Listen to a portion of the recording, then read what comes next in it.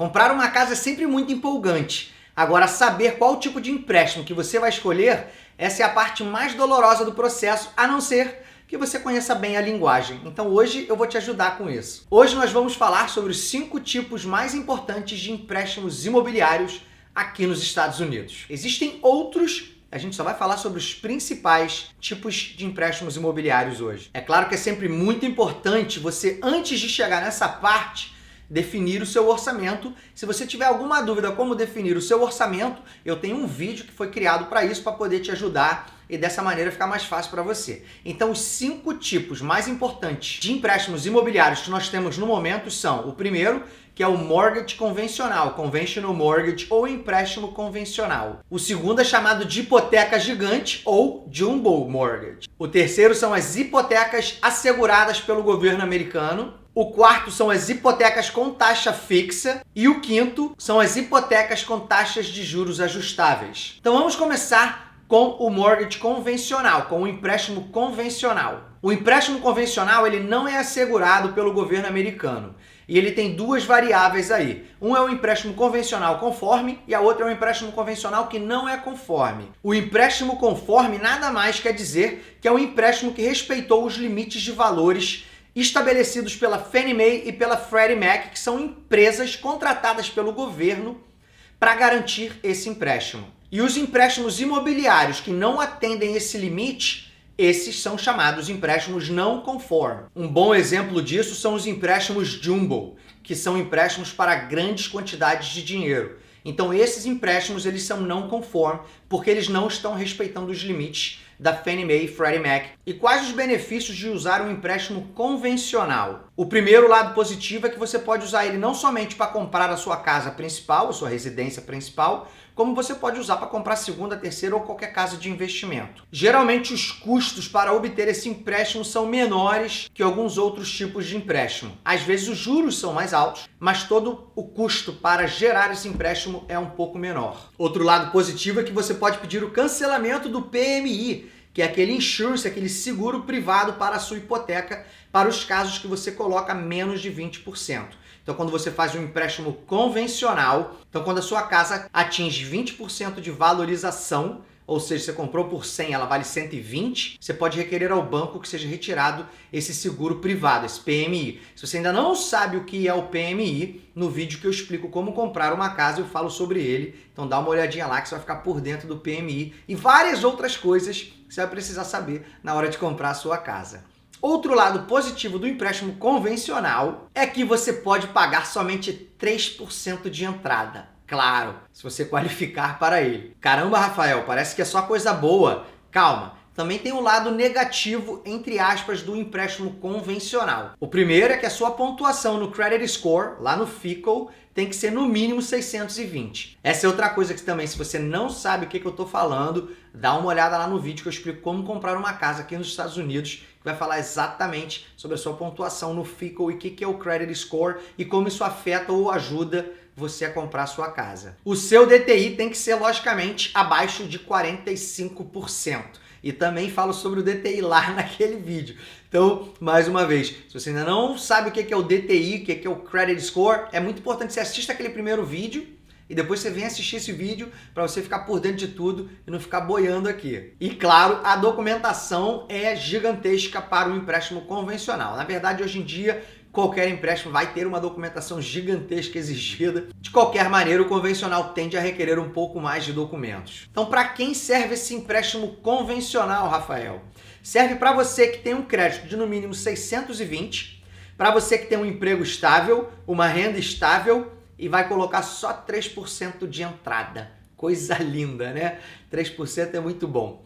Então, esse empréstimo serve muito bem para você que atende a esses requisitos. Calma, tem empréstimo para todo mundo e a gente vai chegar lá. Vamos para o segundo tipo de empréstimo, que também é um dos mais comuns aqui nos Estados Unidos. E são os empréstimos gigantes, ou jumbo mortgages. Lembra que a gente acabou de falar dele? E você sabe o que é um jumbo mortgage? As hipotecas jumbo, ou jumbo mortgage, são as hipotecas que têm valores altos e não estão de acordo com as diretrizes do governo federal. Ou seja, para 2020, o governo federal estabeleceu que residências de uma família o valor máximo fosse 510.400. E para áreas com custo maior, esse valor pulou para 765.600. Então, os empréstimos que não respeitam esses valores são considerados empréstimos jumbo ou jumbo mortgage. Esses empréstimos são mais comuns em áreas mais valorizadas, porque geralmente o preço médio de uma casa, por exemplo, aqui em Nova Jersey, está entre 300 e 400 mil. Então,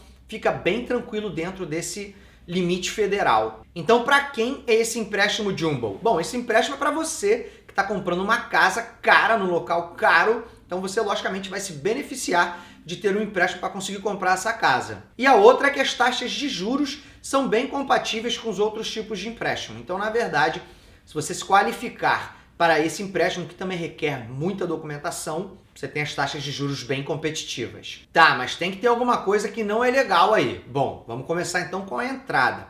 Para qualificar, na maioria das vezes, o mínimo que você vai qualificar para um empréstimo jumbo é com 10%. Geralmente, eles vão te requerer 20% de entrada para esses empréstimos. A pontuação no credit score, no FICO, tem que ser de no mínimo 700. Alguns empréstimos até aceitam 660, mas na maioria dos casos você vai precisar de no mínimo 700 no seu credit score para qualificar para esse tipo de empréstimo. Mais uma vez, o DTI tem que ser abaixo de 43%.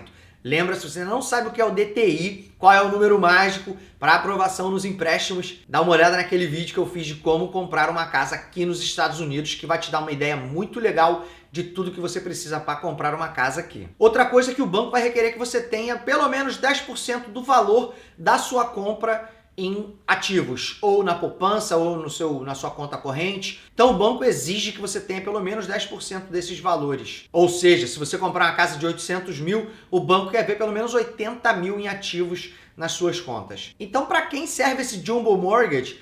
Esse jumbo mortgage serve mais para uma pessoa que está com crédito muito bom, tem uma renda muito boa e vai comprar uma casa muito cara. Então, essa é uma pessoa que vai se beneficiar de um jumbo mortgage e, claro, tem taxas de juros competitivas. Então, se você se enquadra nesses quesitos, me dá uma ligada e vamos comprar a sua casa, porque você vai qualificar para um jumbo mortgage, para comprar uma casa cara no local caro. E você merece, né? Se você qualifica, por que não? Agora nós vamos falar sobre as hipotecas que são asseguradas pelo governo americano. É claro que o governo americano não é um credor hipotecário, mas ele faz um excelente trabalho para ajudar você, eu e todo mundo aqui a comprar uma casa. E parte disso é assegurando empréstimos para que você consiga ser aprovado se o seu crédito não for excelente. Então, os Estados Unidos têm 3 agências governamentais que asseguram o empréstimo para você.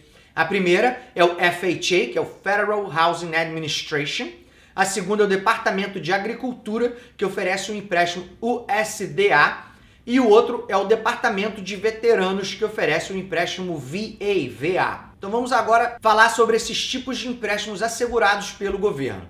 Vamos começar pelo empréstimo FHA, que é o empréstimo do Federal Housing Administration. Esse empréstimo FHA foi criado para você que tem um credit score baixo e tem pouco dinheiro de entrada. Para qualificar para o empréstimo FHA, você vai precisar de no mínimo 580 no seu credit score e eles financiam até 96,5% da casa, ou seja, você vai poder dar uma entrada de 3,5% para comprar a sua casa.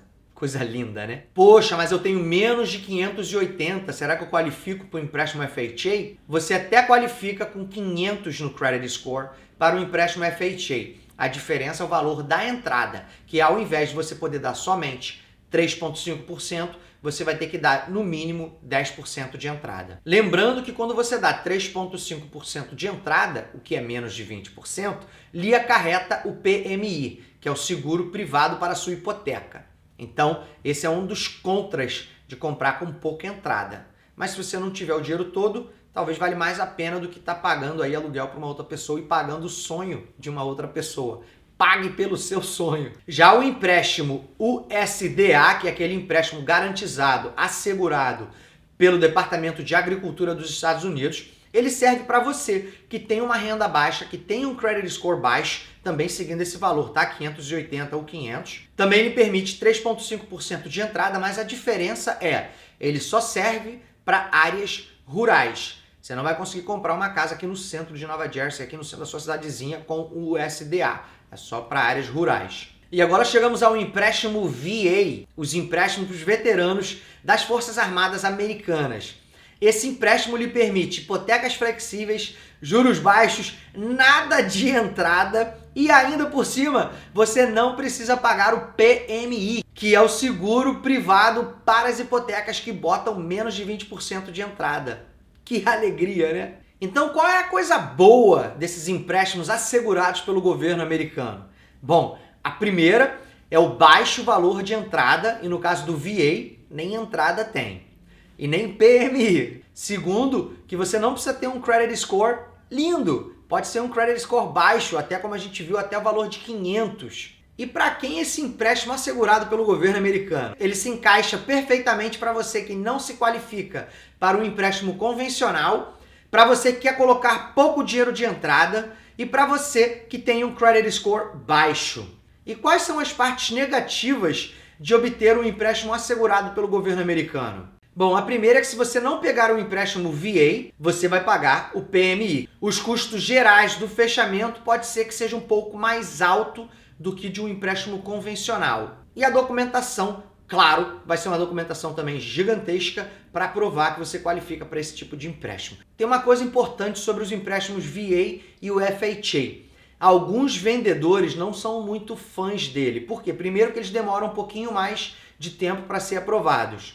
E segundo, que se tiver alguma coisa que lhe apresente algum tipo de risco à saúde, o governo vai querer que você repare esse problema antes de lhe dar um empréstimo. Ou seja, então vamos dizer que você chega na casa, se essa casa foi construída antes de 1978 e tem tinta descascando na parede, o que é comum, né? Casa velha às vezes tem isso. Há grandes chances dela ter sido pintada com a tinta LED. Como isso pode lhe causar dano à saúde, então o governo não vai lhe dar um empréstimo até que isso seja reparado. Então, para você ter isso na cabeça. Então, se você estiver vivendo essa situação, não, ninguém está fazendo nada fora do comum com você. Isso realmente acontece. É estranho a gente ter que pintar talvez uma casa ou uma parede de uma casa que a gente não comprou.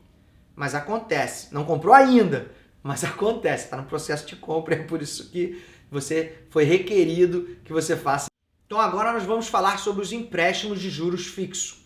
Como o nome já diz, esse é um empréstimo que os juros se mantêm igual durante toda a vida do empréstimo. E esses empréstimos geralmente têm uma vida de 15, 20 ou 30 anos. A parte boa desse empréstimo é que os juros vão ser o mesmo durante toda a vida do empréstimo. E a outra parte boa é que fica mais fácil você se organizar na hora de fazer o seu orçamento, sabendo que aquele valor vai ser durante a vida inteira do seu empréstimo. E quais as desvantagens de ter um empréstimo de juros fixo? Porque realmente parece que é só alegria. Mas a primeira é que, logicamente, você vai pagar mais juros por ter um empréstimo mais longo. A segunda é que vai demorar mais tempo para você pagar a sua casa. Ou seja, quando você paga a prestação da casa, você vê lá no statement, né, no mortgage, na prestação, que o valor que vai para o principal, vamos dizer, de uma prestação de $1.000 é, sei lá, $100. O resto é 800 para pagar juros e 100 para pagar as taxas anuais do seu empréstimo. Então, realmente leva mais tempo para você pagar pela sua casa, propriamente dita. E, geralmente, as taxas são um pouco mais altas do que de um empréstimo de juros variáveis, que geralmente tem taxas menores no começo, mas depois sobem.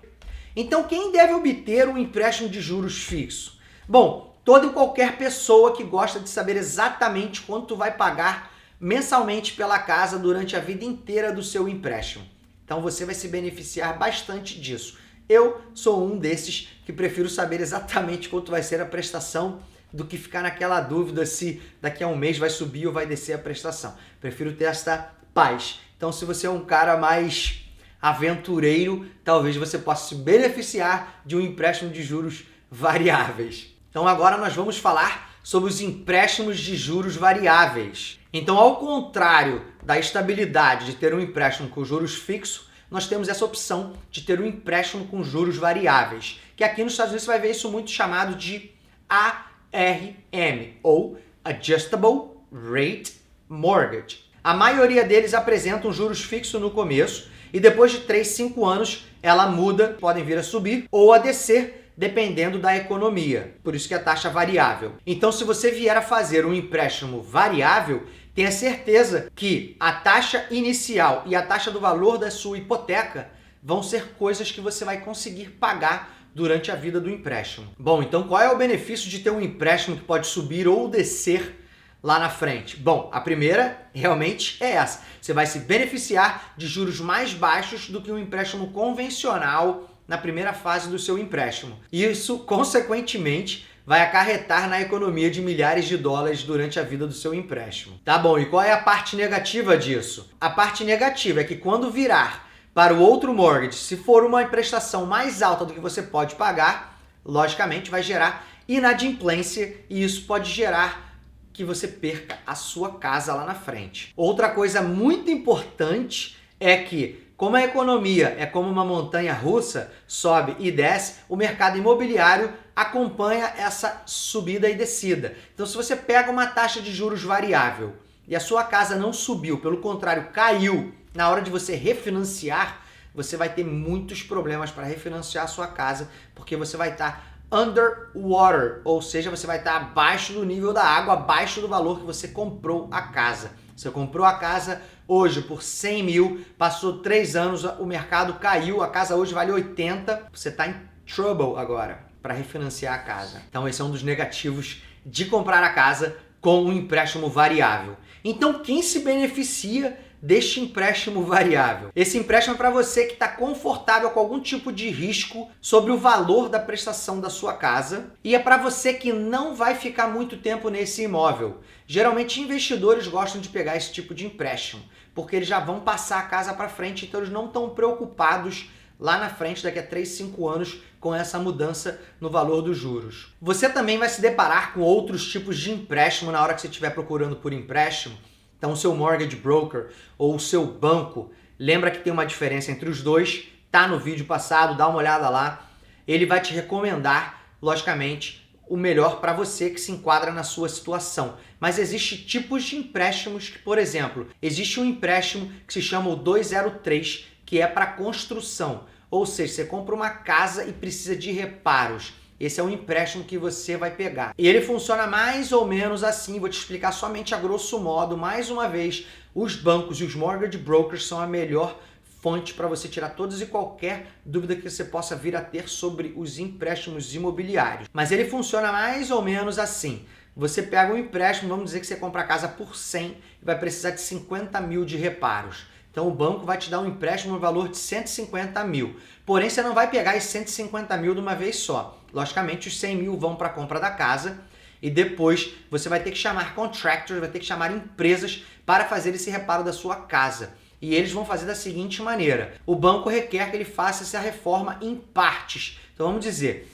desses 50 mil de reparo tem que trocar o teto, que é 10 mil, a parede é 10, o banheiro mais 10, a sala 10 e o chão 10. Então o banco vai lá, trocou o teto, está aqui 10 mil. Trocou a parede, o banco libera mais 10. Trocou o chão, o banco libera mais 10. Então o banco vai liberando o valor de acordo com o progresso da reforma. Que fique claro que você não vai pegar 150 na mão, ou melhor, o dinheiro todo na mão. Ah, vou pegar o dinheiro inteiro, em vez de consertar a casa, eu compro um carro. Não, não vai acontecer isso. Não tem como fazer isso. Vai ter que fazer o reparo da casa, caso você pegue esse empréstimo. Outro tipo de empréstimo imobiliário é o empréstimo somente de juros.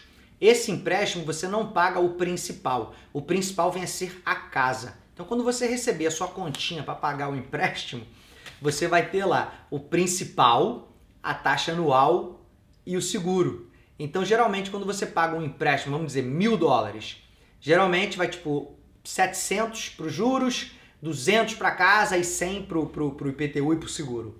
Exemplo, né? Mas geralmente é assim.